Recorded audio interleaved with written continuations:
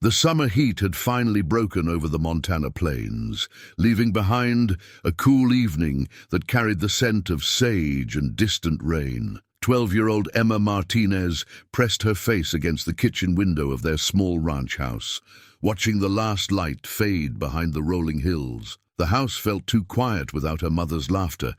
It had been 2 years now since the accident, and the silence still felt heavy as stone. Her father, Miguel, sat at the worn wooden table behind her, staring at a stack of unpaid bills and bank notices.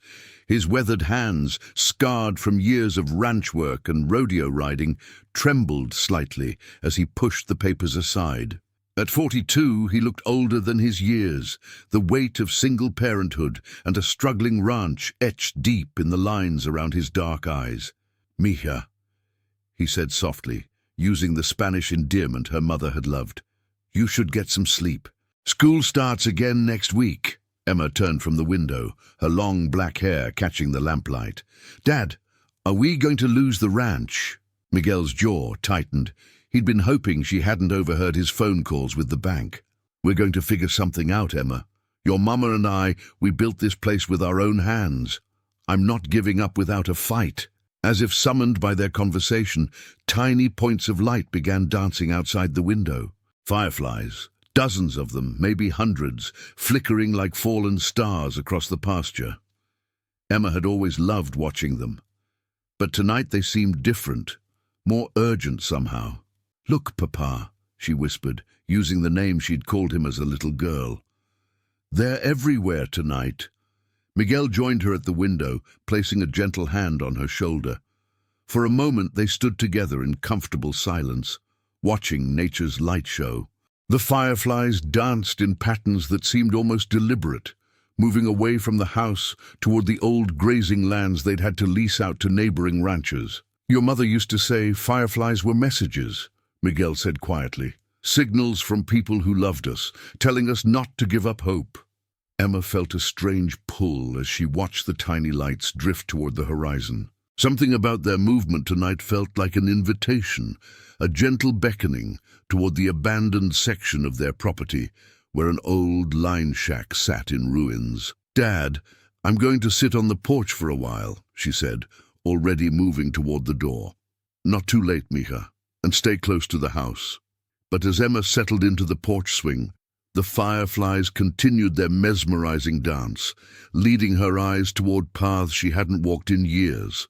The night air carried sounds she'd forgotten, the distant call of coyotes, the whisper of wind through dry grass, and something else, something that sounded almost like voices, carried on the breeze from the direction of the old grazing lands. Her heart began to race with a mixture of fear and curiosity. Tomorrow, she decided, she would follow the fireflies and see where they led. Something told her that whatever waited in the darkness might hold the answers her family desperately needed. Emma woke before dawn, her father already gone to check on the cattle in the near pasture. She packed a small backpack with water, crackers, and her mother's old compass, a gift from her grandmother, who had been one of the first Mexican-American families to own land in this part of Montana. The morning chores passed slowly. She helped Miguel repair fence posts and check the water troughs, all while stealing glances toward the section of land they'd been forced to lease to the Hendricks family to keep the bank at bay. The Hendricks were good people, but Emma knew how much it pained her father to see other cattle grazing on land that had been in her mother's family for 3 generations. As evening approached, the fireflies returned, just as abundant as the night before. This time, Emma was ready. "Dad, I'm going to explore a bit," she called, slipping out the back door with her backpack. "Stay where I can see the house lights, Emma," his voice carried across the yard. She nodded, knowing she was about to break that promise, but something deeper than obedience was driving her forward.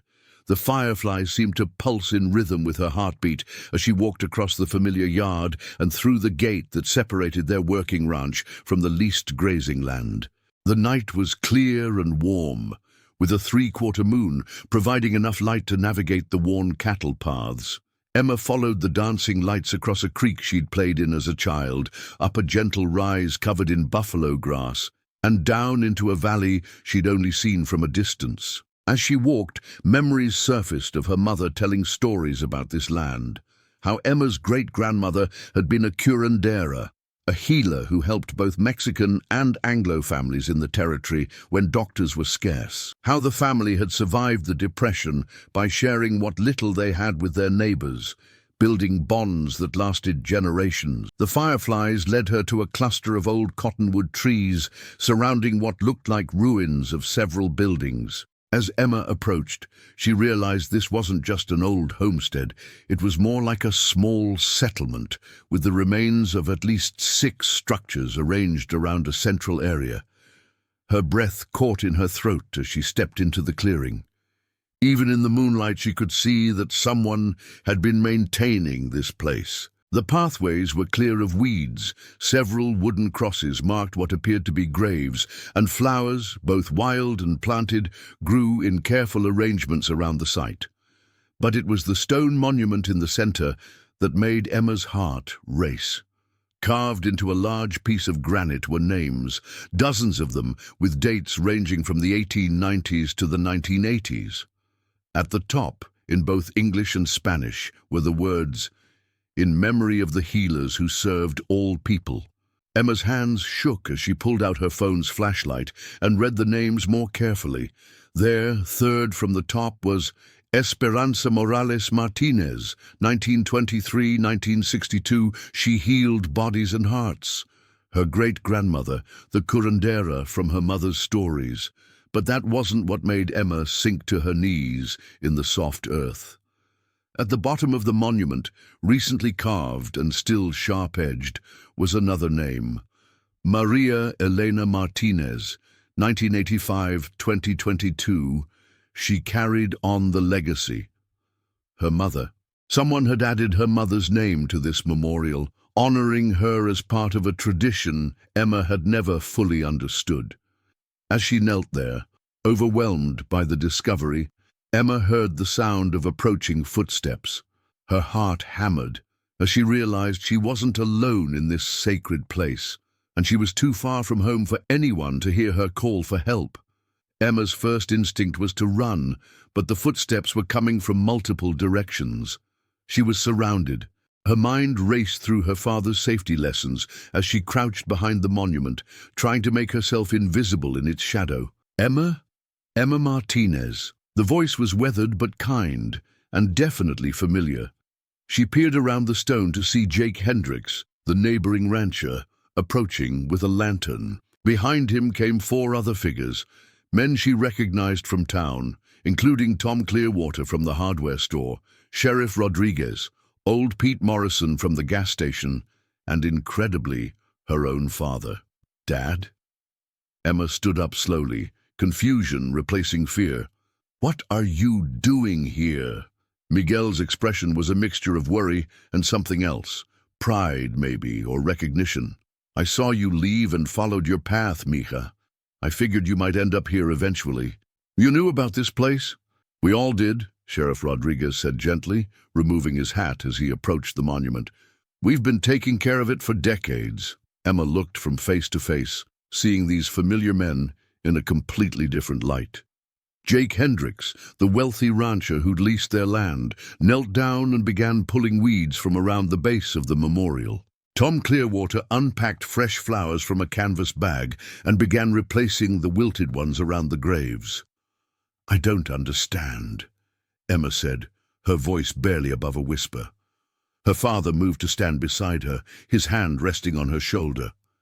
"Your great-grandmother, Esperanza, she saved Jake's grandfather during the Spanish flu outbreak in 1918.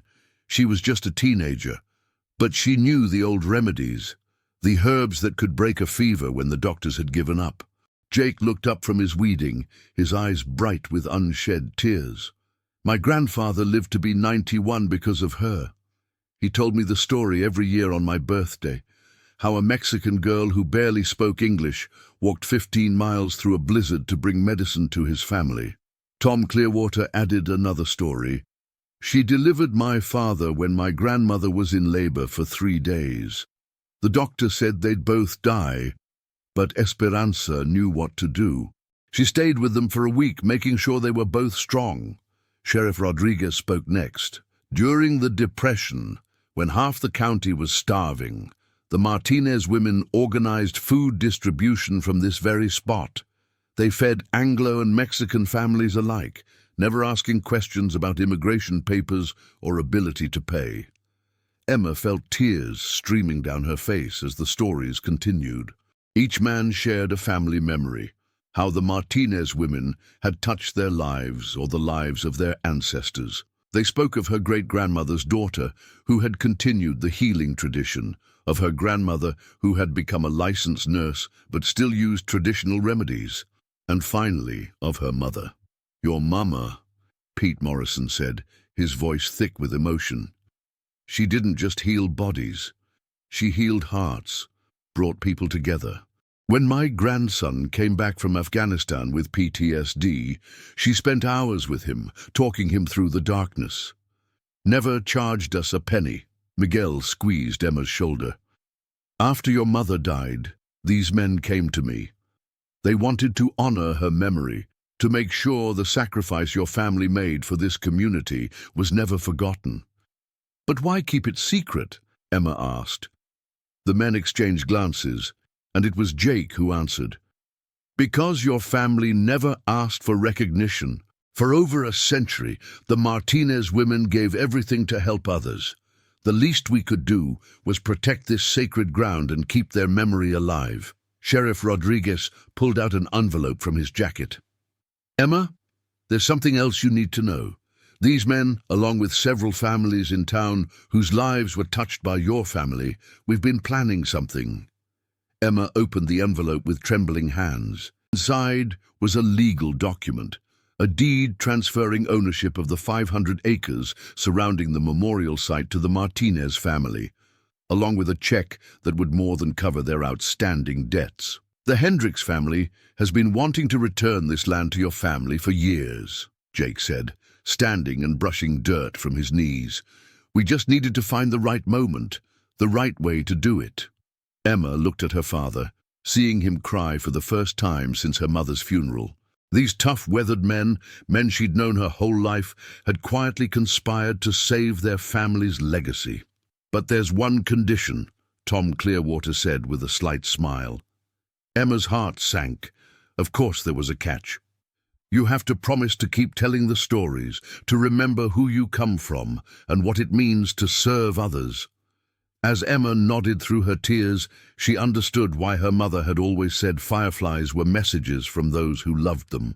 Tonight, they had led her not just to a place, but to the truth about her family's impact on the world, a truth that had humbled even the strongest men in their community.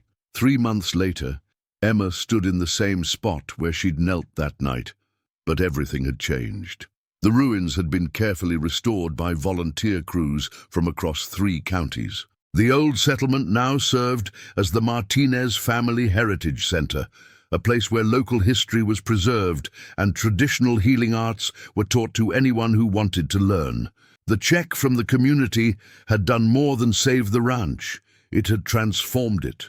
Miguel had partnered with the local extension office to create educational programs about sustainable ranching and traditional Mexican agricultural techniques. Emma's mother's old greenhouse, which had sat empty since her death, now thrived with medicinal plants tended by volunteers who came to learn about herbal remedies. But the biggest change was in Emma herself. "Tell me again about the night with the fireflies," 8-year-old Sophia Hendricks asked, settling cross-legged on the grass beside Emma.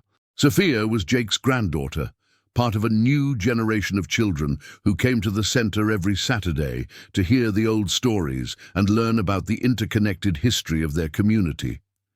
Emma smiled, remembering how overwhelmed she'd felt just 3 months ago. Now, surrounded by a dozen children from families whose backgrounds spanned Mexican, Anglo, and Native American heritage, she felt the weight and privilege of being a storyteller. "It started on a night when everything seemed hopeless," Emma began, watching the children's eyes grow wide with anticipation. "My dad and I thought we might lose everything that mattered to us. But sometimes, When things seem darkest, the universe sends us exactly what we need to find our way. As she told the story about following the Fireflies, discovering the memorial, and witnessing grown men weep with gratitude for her family's legacy, Emma saw her father approaching with a group of adults. There was Jake Hendricks, but also people she didn't recognize, a documentary filmmaker from Billings, a professor from the University of Montana who studied community healing practices, and a representative from the State Historical Society. The center had drawn attention from across the region.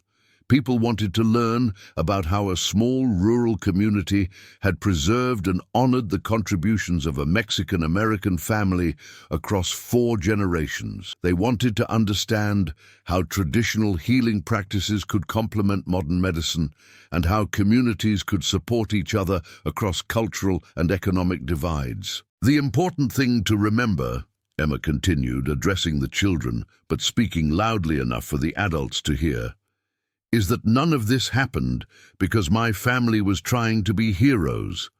It happened because they saw people in need and decided to help over and over again, even when it was hard.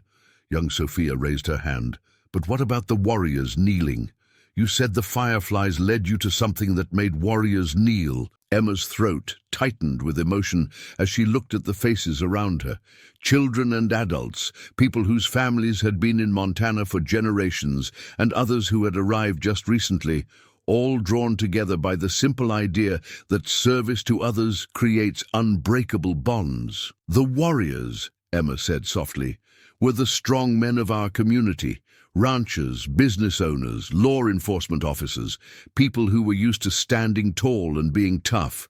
But when they saw how much my family had given, when they understood the depth of our sacrifice for others, their hearts were so moved that they couldn't help but kneel in respect. She gestured toward the memorial, where fresh flowers appeared every few days, left by people whose lives had been touched by the Martinez family legacy.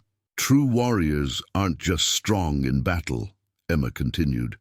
True warriors recognize goodness when they see it, and they're humble enough to honor it.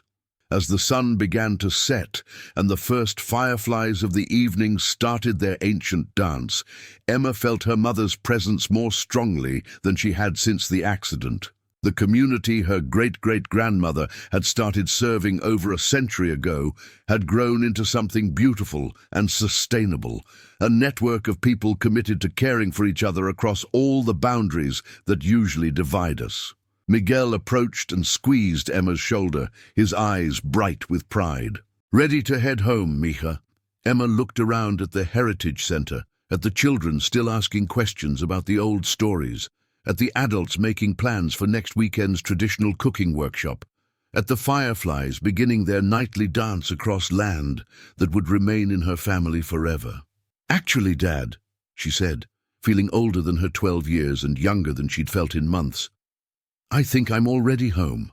As they walked back toward the house together, followed by the gentle light of countless fireflies, Emma understood that some legacies aren't just inherited, they're chosen, cultivated, and passed on through the simple act of deciding again and again to serve something greater than yourself. The lonely cowboy's daughter had followed fireflies into the darkness and discovered that her family had never been alone at all. They had been surrounded all along by a community of people whose lives they had touched, who had been quietly standing guard over their legacy, waiting for the right moment to reveal the depth of their gratitude. And in finding that truth, Emma had found her own path forward, not as a victim of circumstances, but as the next keeper of a sacred tradition that stretched back through generations and forward into a future bright with possibility.